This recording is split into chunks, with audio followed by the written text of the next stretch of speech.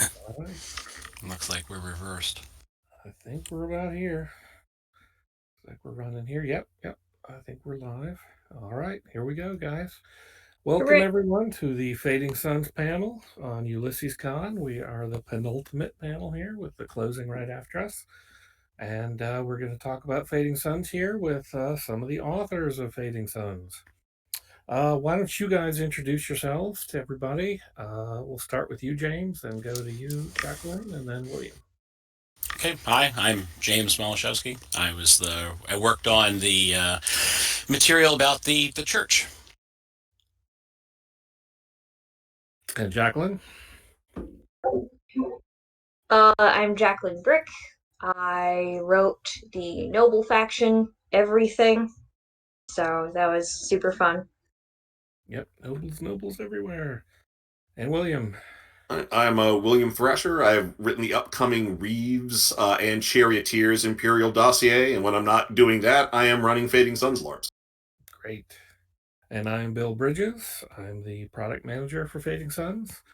And I know the first question on everybody's minds is where are the books? And they are in layout right now. The production guys are furiously working on them. I answered some questions the other day about placement for some of the art. So it's moving. And yeah, somebody's thrilled we're bringing back Fading Suns. Yay, so am I. And so today, yeah, I just thought I'd get some of the authors together who worked on these core books that are coming their way to you really soon. And oh, Sasha's on the chat too. Sasha wrote for the core books also.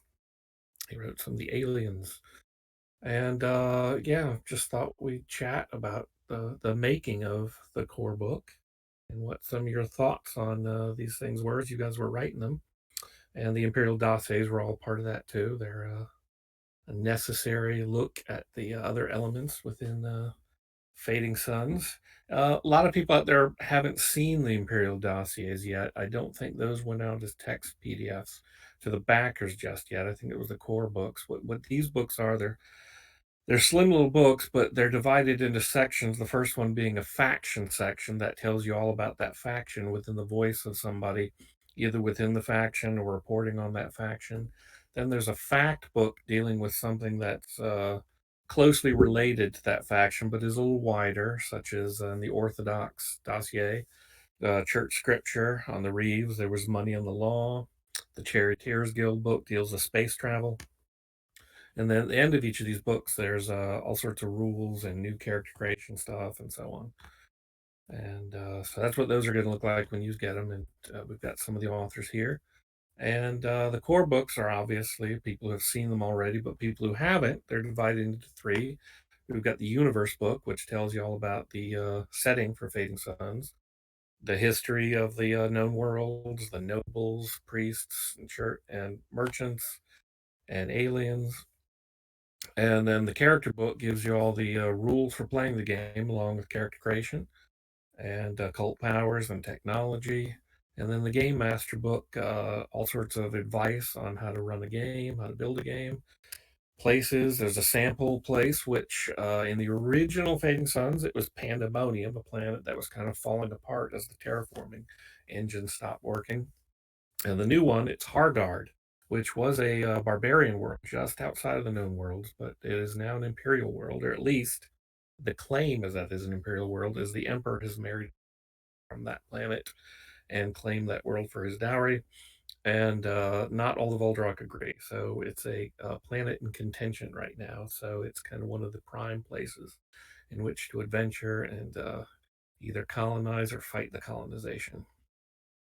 And then the faction book gives you all the factions that could not fit into the character book, which are the minor houses, minor sects, including the pagans, and tons and tons of minor guilds. We have lots of guilds. But we also get the other sentient alien species who were not in the core book, such as the Atiri and the Ganok and the Ascorbites, and also the Changed, those who are the mutants who've been genetically manipulated. And that's kind of the. Oh, and there's also another book coming to you guys. It's the Intrigues and Escapades book. It tells you all about how nobles scheme, the kind of things merchants are up to when they're trying to get on top, and as well as the priests. And that also includes some adventures, some pre-written dramas for you to run. And so that's the stuff coming your way. And so let's go and talk about these guys now and stuff. So Jacqueline, let's start with the nobles. What do you like about nobles? What was fun for you writing them? So I'm gonna go back a little bit in time to when I first discovered Fading Suns on the shelf of a used bookshop in like 2010. Got super into the world, was like, oh my god, it's basically the Byzantine Empire in space, how exciting. Um, Started, collecting the books, was very disappointed to find out it was out of print. Um, Mentioned to Phil Brucato, of all people, that one of my dream projects was working on Fading Suns. And Bill, you reached out to me and you're like, cool, you want 22,000 words? And I went, sure, I'll take 22,000 words. So one of my favorite things about nobles and just about Fading Suns in general is how courtly intrigues and politics tie into the setting, because in a lot of games, having these courtly intrigues is sort of like a bonus add-on. It's not really part of the core game, but with Fading Suns, being a good duelist and being a good dancer are both very important skills. So I really Yeah. liked being able to sort of dive into that and seeing how it affected the system. I remember like I made mood boards for each of the houses so that I could like give myself a feel for how these houses were going to be written. My favorite major house is the Al Malik. So I had a lot of fun writing them. I really wanted to keep sort of the weird organic feel of the Ducados, because something I think that gets lost with them is they are about body horror, but they're also about very much sort of the community that can foster and grow this body horror. They're not they're not doing the things they're doing to shock each other. They're doing the things they're doing to shock everyone outside. So then you get to think of the system of what sort of family would sponsor that. How do they interact with each other and not just as the villains of the setting, because the Ducados in a lot of ways are set up to be sort of the villains. Um, Much in the same way the Avesti are sort of set up to be the villains of the church factions. And I really enjoyed sort of getting to explore them and seeing what makes them go. Why do they do the things they do apart from shock value? Because, yeah, sure, you can change, part of your body for shock value for everybody else, but what do you get out of it? Because Yeah. shock value only goes so far, right? Mm-hmm. So Yep. No, that's good. Yeah, I agree with that. And Ducados is one of those we'll be exploring in the Imperial Dossier in an upcoming release that Greenberg is writing right now. Those were kind of always his favorite house. And for the longest time, they looked like they were pretty set to be stepping into the royal family with Salandra Ducados' longtime affair with the emperor. But then that changed once he kind of had this triangle going with Lady Theophana Al Malik of the Brothers' Battle. And when she disappeared, he got kind of morose and cut it off with Salandra. Then all of a sudden announced a marriage to a barbarian. And that's kind of the news he in the sure did, setting. And now he's got an heir they just produced. So because things are Alexius changing. is nothing if not inconsistent. It's just a thing he enjoys doing. Surprising everybody. Yep. Now we'll have to wait and see how Salandra takes all that Look, also. everybody needs a hobby. His hobby just All right. happens to be fucking over everyone's imperial expectations. Yep. Well, he's I got to get it. keep them on their feet there, Yeah. Can't let them think they're going to be on top anytime soon.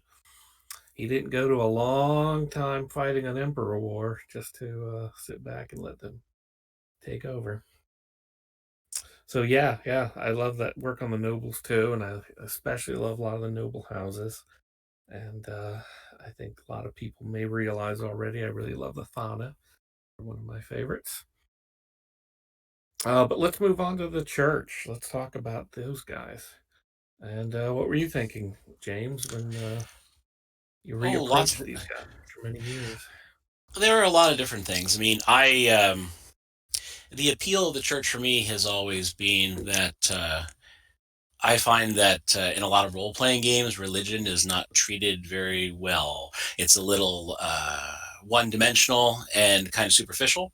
And one of the things I Hmm. always liked about Fading Suns was the fact that it took it seriously and made it a very important part of the setting. So I always appreciated that, and I wanted to go back and get a chance to flesh out the church more. I mean, there was lots of information about it from the previous editions, but Hmm. this was a good chance to bring those things all back together again, expand upon them, touch on things that we hadn't talked about previously, and just generally give the whole church a not I was going to say a new coat of paint, but that's not quite right. As they expand upon what we had seen before and branch out into areas that had only been sort of very briefly touched upon previously. So that was a lot of fun. I enjoyed the opportunity to do that, and furthermore, like everything else in the setting, a lot of time has passed in the actual game setting too. So you get a new patriarch along with Hmm.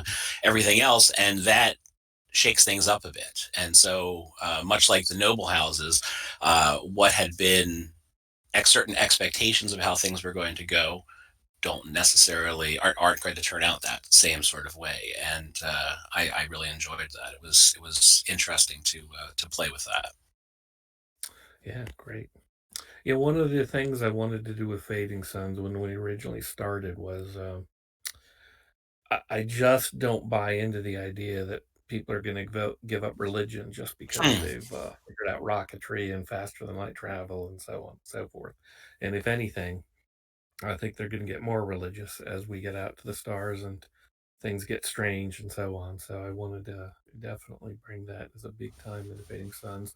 And of course, anytime you're doing a game that calls back to a somewhat dark ages or medieval setting, you have to have a church and stuff. So they're still one of my favorite aspects of the game, but they all are actually. So why did I call this Hmm. one out Yes. over the others? So yeah. So yeah, it was. I liked all your guys' work on the core book a lot. It fit just right. And one of the first Imperial Dossiers we were doing were Hawkwood because that was Alexius's house, and we need to see how they're reacting to this Voldrock changeover. Because for years they thought they were going to be able to go to war against the Voldrock with the Emperor behind them, and now all of a sudden that carpet's been pulled out from under them. And then we're also doing the Orthodox because I think they're some of the, strangely enough, least most misunderstood because they tend to be thought of as just this stereotypical, Hmm.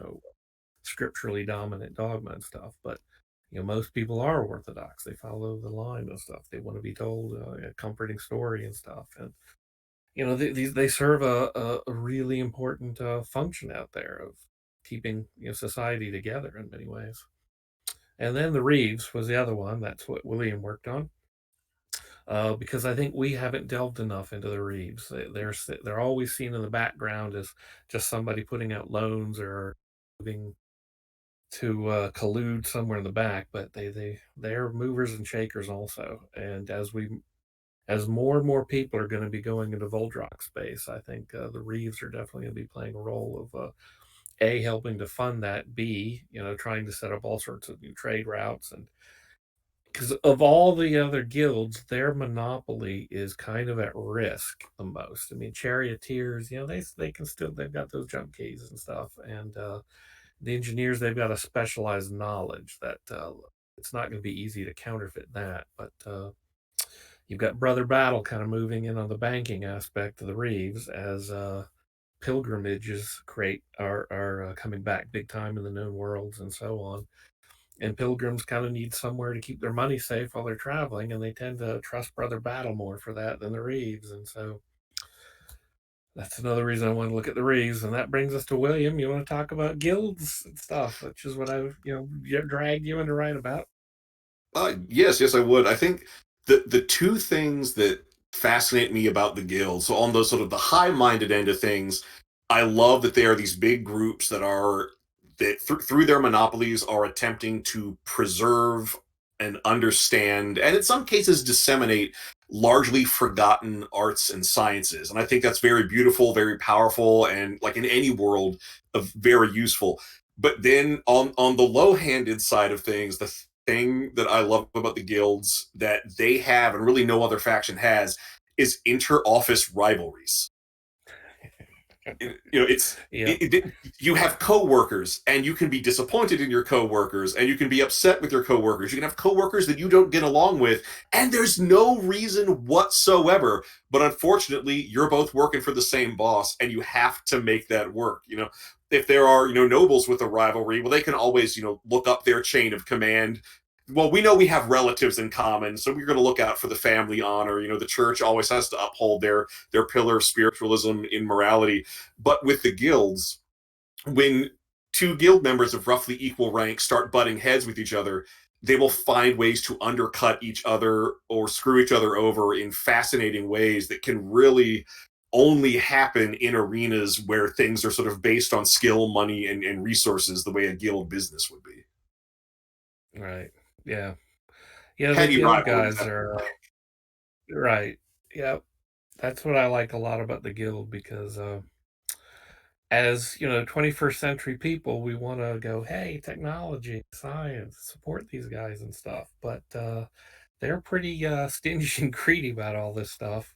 And one, if they can see a way, they're going to get an advantage on somebody. They're going to move for it, but they're also going to have to take out all their rivals and at least keeping them some sort of detente. And all their rivals include every other guild until some outside force starts to attack the league, in which case then they'll band together.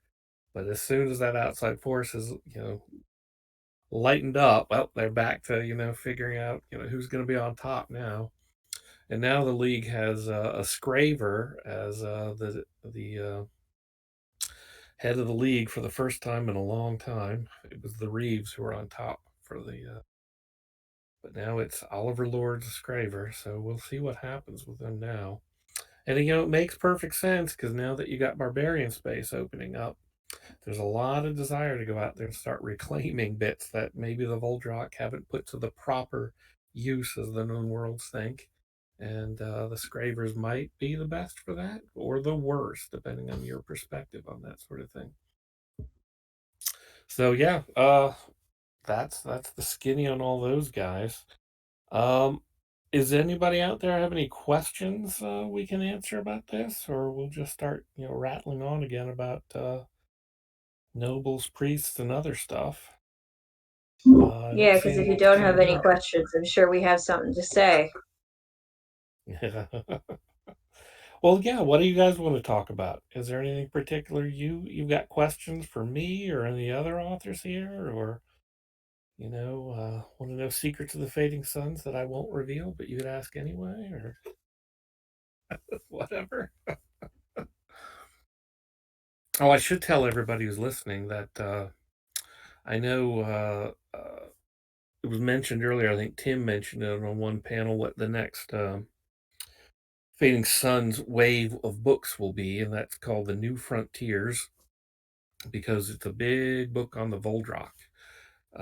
We're gonna now that they're coming into the known worlds or opposing it, we got to know more about who these people are.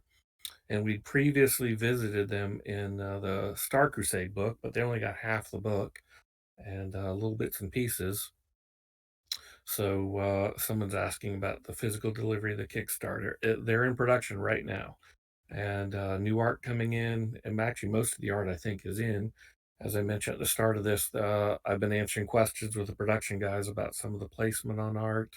I just saw one of the maps for Hargard, which is our core sort of the new world and stuff. Oh, we lost Jacqueline. Oh no. Hope she'll join back in again. And so yeah, that's going on ahead. And once you get all that, you get the Voldrock books. Hi, you're back. Sorry about that. And, My Discord restarts sometimes. yeah, it's the internet. There we go. Time frame for the next CF. What's CF? I'm not sure what that is. But the next set of books are about these frontiers and the people who tend to be in the forefront of them, which is where you're going to get William's Charioteers Guild Imperial Dossier. There will be a Brother Battle dossier, the crowdfunding. That's what I'm talking about now. I'm not sure the exact date yet. We want to make sure you get all those first books first, all the ones everybody has already backed. But it'll be very soon after that because most of these new fresh books are already in editing or have come out of editing. There'll be a big book of adventures set on Hargard, and there'll be all sorts of other cool stuff. So that'll be what we're looking at next. And I will give a sneak peek here and say that the one after that, we're going to look into psychic power. We're going to delve a little deeper into those, some of the factions that do psychic powers like Invisible Path and Sothra oh my, and all that kind of stuff. That won't be this next crowdfunding, but it'll be the one after that. So we keep rolling ahead. There's more stuff coming as we go. And German translation, I don't know about that yet. I guess if there's enough of you guys who want it, we'll hopefully do it. But for now, it's a lot of books to translate. I'll tell you, there's a lot of words we got coming out already. And so, yeah. Gosh, what else to say? Yeah, if you keep hitting me with questions, guys. Let's see. Books of the first wave before the next shift starts. You know what to get. Yep.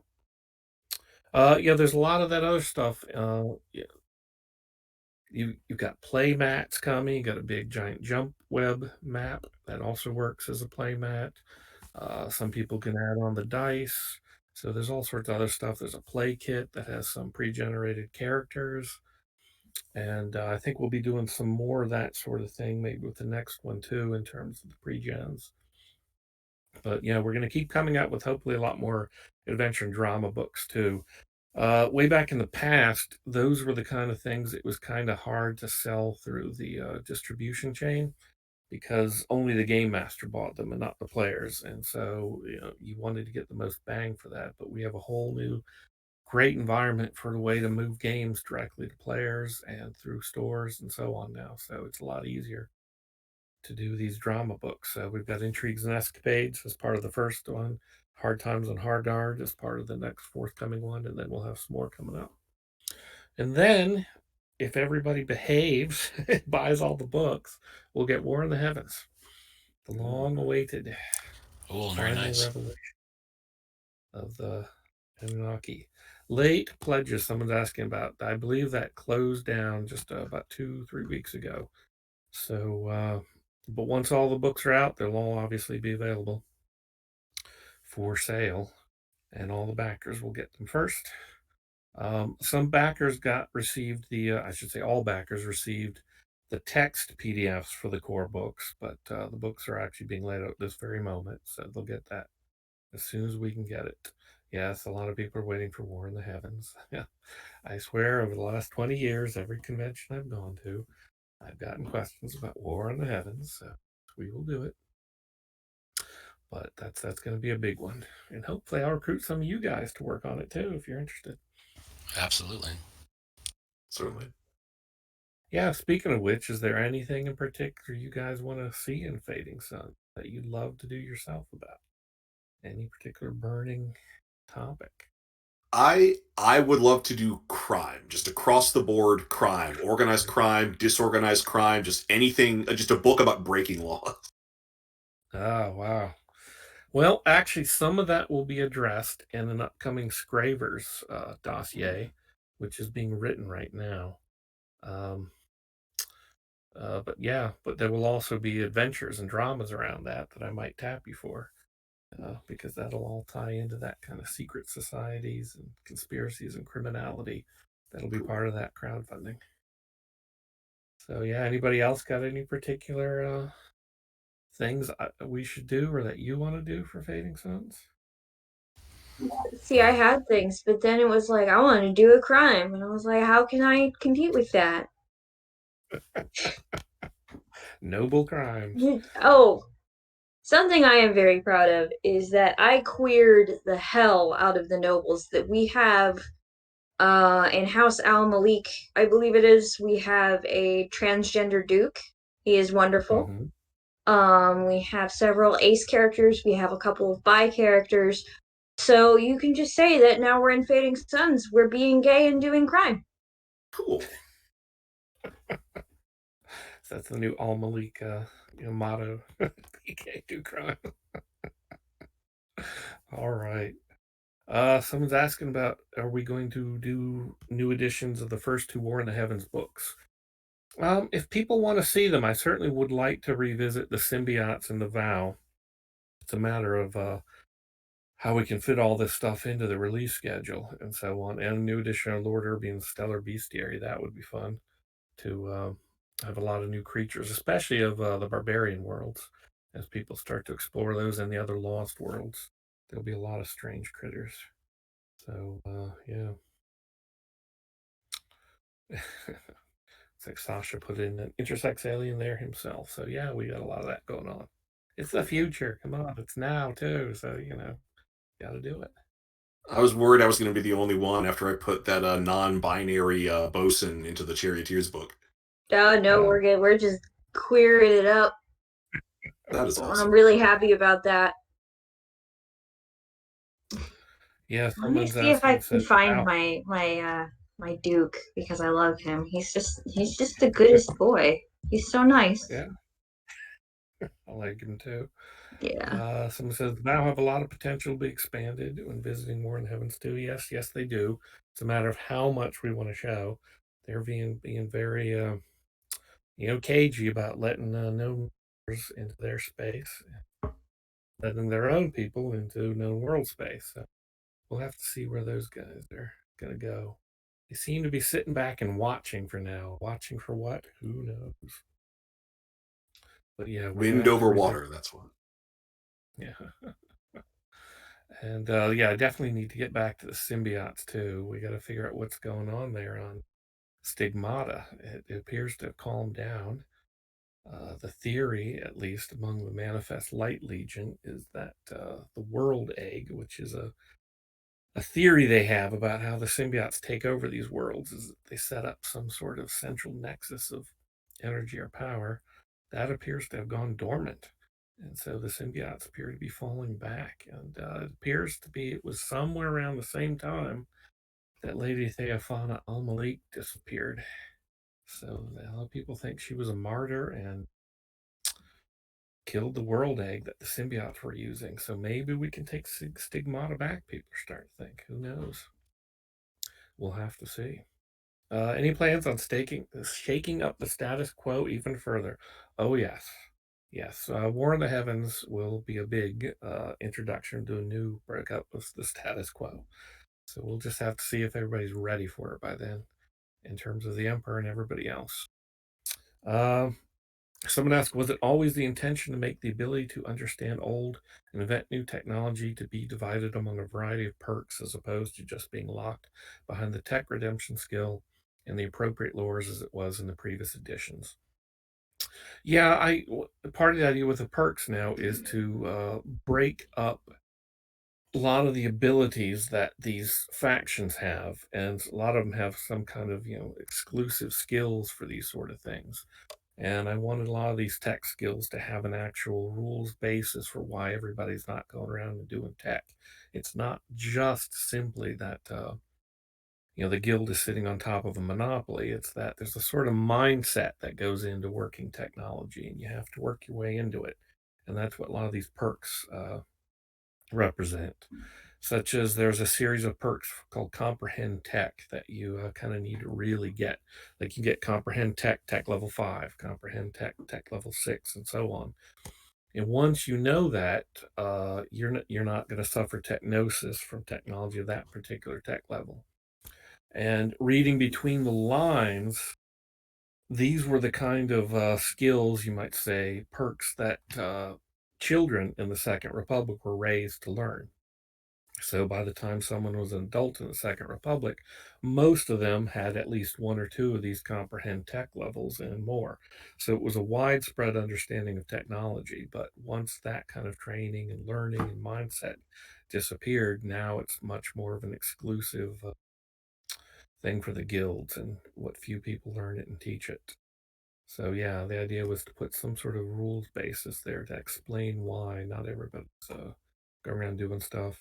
And again, one of the things I want to emphasize with any perk is even though callings give you access to certain perks that are exclusive sometimes to that calling or into particular callings, not everybody can have them.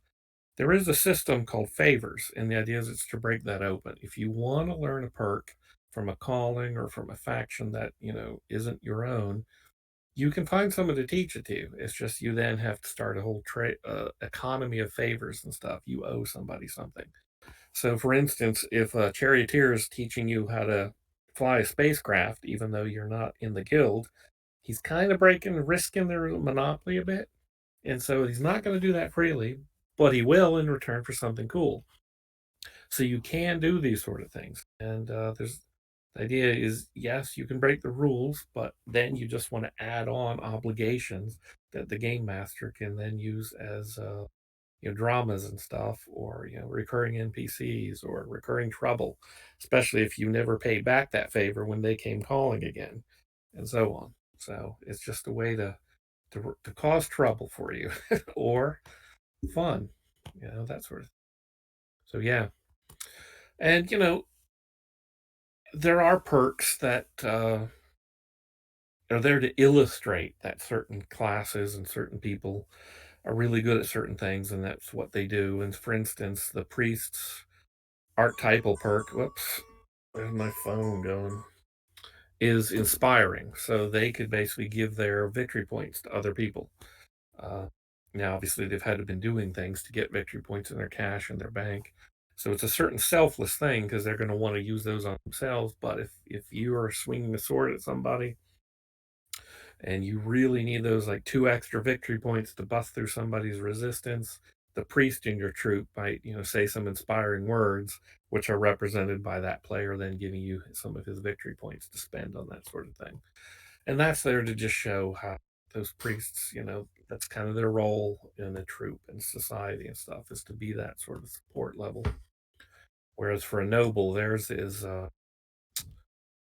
trying to remember what we called it, but basically they got extra defense against social influence attacks when they want to use them and stuff. Imperious, that's the one. So basically, if someone's trying a social attack against them, they can call on the Imperious perk to get a special defense against it.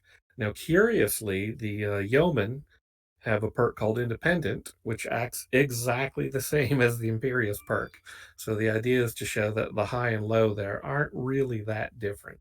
Nobles think they're all Imperious and can be protected by these things, but yeomen are kind of too, but simply by dint of stepping outside of that whole societal expectations sort of thing. So just another way the perks try to illustrate the setting more. Someone asks how many people have been working on the new issue game like this. Oh wow, there's a lot. As someone said, I've lost count. I don't know. Oh boy, I don't know if I want to count them all in my head. I know I'll miss somebody. But yeah, there have been a lot of people. A lot of people who hadn't worked on Fading Suns before, like Jacqueline and William. You've been playing the games and LARPing for a while, but hadn't actually written for the books. Then there's James, who wrote for some of the old stuff. And I pulled a lot of the other old writers in, like Rustin Quaid and Chris Howard and Sam Avenett. A lot of names people might recognize. James Estes, he used to write eschatonic stuff way back in the day. He wrote a lot of the stuff on the Urobun, and in the new book, he did some of the patron saints. He and Rustin tag teamed on that. If anybody's read it yet, each calling has 2 sample patron saints to sort of just illustrate people in the setting who kind of represent that calling, just so it doesn't seem so abstract. And that's actually one of my favorite parts of the book. Actually, is these crazy, people doing crazy, saintly things, and so on. So yeah, wow. Anything else? Anybody got anything else they want to talk about? We're going deep into the hour here, and I'm running out of stuff to talk about. I mean, I'm Who I'm wants? excited to talk more about like updating Fading Suns for sort of like modern times, like adding in queer folks to the setting was very exciting. Being able to talk about how I think we're 25 years in the future from the last edition. So sort of Yeah, it's about 25 years now. yeah. Yep. So being able to One thing. go ahead, sorry. Go ahead. I was saying one of the things with Fading Suns, for anybody who doesn't know, is we pretty much just take today's date and add 3,000 years to it. Mhm. And so as the years went by, we update the meta plot by a year each time. So yeah, we're about 25 years from where we last really substantially updated the meta plot. So yeah, continue. I mean, like I can talk forever about the NPCs I wrote because I wrote so many NPCs, and so many of them just have these really complicated relationships with each other. Like for House Eldred, the one very Viking themed freedom Yeah. house. Um, you have Freya who's in charge of it, or yeah, no, Eldred and Freya, and then you have Astrid who served in the Feykriegs, which were the all-female Shield Corps, with the woman who is now marrying Alexius, and is so betrayed by the fact that this woman married Alexius, cause it was her girlfriend. It's fine. Quiet. It's fine. There's no. It's okay. It's not any weird. They're just gals being pals. It's cool. They were roommates. Ah, But well, like that's what Fading Suns is full of. Lots of people getting angry at each other for all sorts of they were all mischievous things. roommates. It's fine. It's fine. Yeah, that's it. That's all it is. And like I it uh, was it one of you mentioned, I'm sorry, it's just I am terrible with names, but one of you pointed out that in a lot of role-playing games religion is just sort of reduced to this one-dimensional thing, and in Fading Suns it's honestly the core of the story, and seeing how the nobility interact with religion in Fading Suns is probably one of my favorite parts about this setting, because yeah, you can have the Ducados and their torture gardens, but like the Avestites are not gonna not look into that unless you start paying them a lot of money. Like And even then, there's going to be a lot of money. yeah, Doesn't matter. Well, So no, they've got to figure ways they're to not distract them. they're not paying any money. They're tithing. They're doing tithing, yes. what they demand. Oh, yeah, Don't but worry still, I mean, about like, it. somebody asked a question I actually want to answer, and that's back in the old times, there were plans to create another setting before the actual time. Were there any concepts included in the current thing, artifacts of old technology? And I think this refers to someone who's at Dystopia Inc. It was actually that was an initial title to it, and it became Sothranet. Mhm. And that was a game we were working on that was set in the First Republic era. Oh, I forgot about that. Yeah, and it was just as humanity was had taken over the solar system and had just discovered the jump gate. And we're trying to figure it out, and Sotherism, they'd opened it up. So Sotherism was just beginning, and so on. And the new the next crowdfunding will have a big book on the Voldrock, and it discusses some of the parts of that era that one of the reasons a lot of people wanted to try to get out into the stars and break away from the First Republic was the Zaibatsu had pretty much mastered meme tech very well. And they basically were able to pretty much mind control a lot of the populace, keeping them in a state of constant consumer desire and so on. And a lot of people's thoughts didn't seem to be their own at times. And they did this through basically hooking people up to big nets, and also they would have holograms that would wander the street that could kind of hypnotize people to buy their products. And so one of the things in Sothornet that you were going to have is in the outlands and the wastelands outside the cities that weren't as well attended.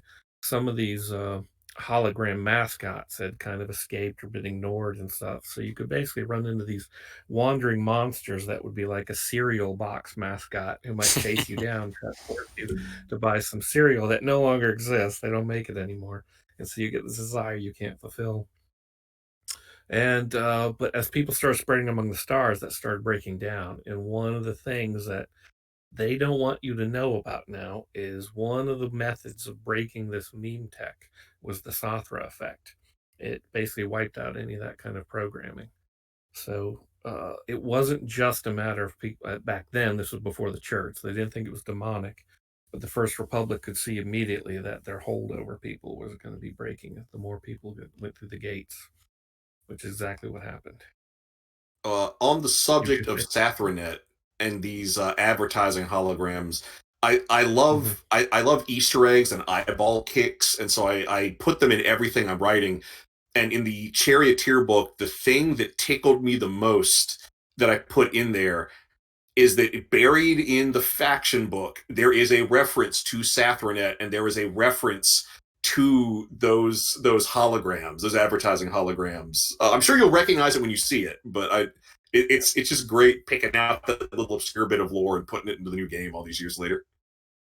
And they're mentioning the Voldrak book part history too, so I'm hoping that everybody will have some reclaimer some point going through some old ruins, digging stuff up, and then find these sort of things that, originally they were on Earth, and not a lot of them probably got among the stars, but enough of them probably did, and a lot of these other worlds probably tried to create their own new regimes of, kind of mind control. So who knows what's out there?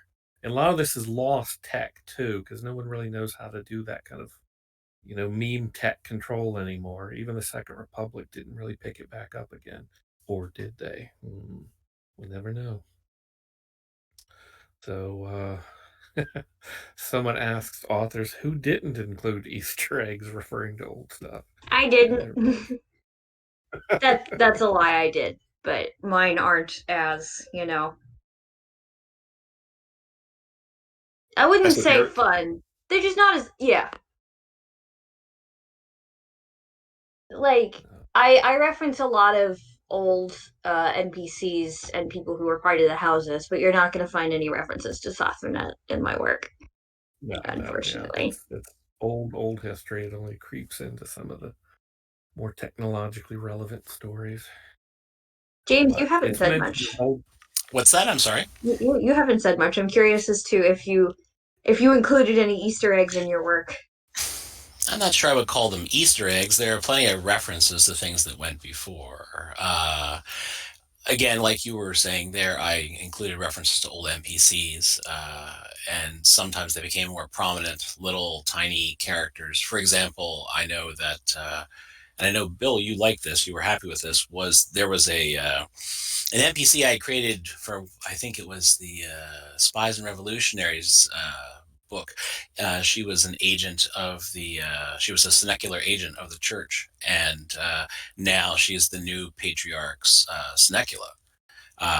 She's was just a name and just had a very brief description. But then when I decided that the situation was different and we needed a new character, I pulled her out of the old book. So things like that I did, but I don't know if I included Easter eggs, or if I did, I can't recall. Yeah, someone could actually go through the old books and see who's not around anymore, been promoted, and so on. Like if you looked at Byzantium Secundus, you'll see Sir Shimon Mazarin, who was the emperor's spy master, and he's a baron now.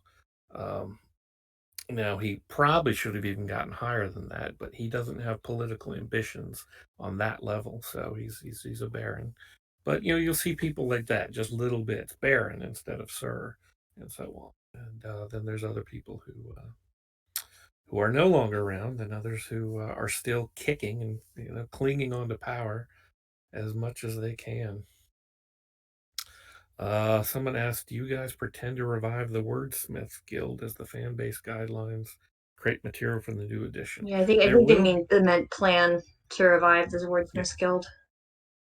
Yeah, I think what he's talking about is the community content thing, like Storyteller's Vault or the Scriptorium for the Dark Eye with Ulysses. And yes, the intention is that we will roll out a community content program for this, but we want to get those books out first before we turn to that. But yeah, it'll be happening. So yeah, everybody out there will have a chance to write stuff for Fading Suns and put it up on the Wordsmiths or whatever we wind up calling it, Town Criers, Wordsmiths. Who knows? Maybe the Grand Archive, whatever. Honestly, as long as you include like diverse characters, I think we'll be happy. Okay. So there's room for everybody in Fading Suns. Sure is. Always one of the points. And so yeah. Noble romance fanfics. Do it. I will be personally disappointed if I don't see any noble romance fanfics. A book of like Regency romances for the setting would be pretty cool. Yes. Yeah. Let me mention this before I forget. I just noticed that I do want to mention the closing ceremonies following this will be up on the Ulisses Spiel channel, and that'll follow right behind us. So you'll switch over to that channel. We're on the Ulysses International right now, but you'll switch over there once this is over.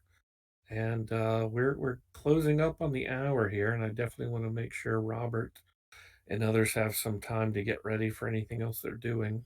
Yeah. So let's start wrapping it up. Just before we do that, somebody just said 1001 Kurgan Nights, and I'm really delighted by that. Oh, you and Sam and Abinet, boy, he is real eager to get back to Kurgan. And I do too, but we had to do the Voltron first because it looks like our pictures have dropped. That's a shame. Yeah. All right. So yeah, I want to thank you guys for being here. And we're gonna wrap this up and let them do whatever technical they need to do. But everybody, please switch over when this is over to Ulysses Spiel channel so you don't miss those closing ceremonies. And thanks, guys, for joining me here and chatting with me here for the hour. A lot of fun. Thanks for writing on the books to get you guys in some more stuff soon. And yeah, cool. All right. Thank you for having us. Yes, thanks a lot. Thanks. All right. Hey, Robert,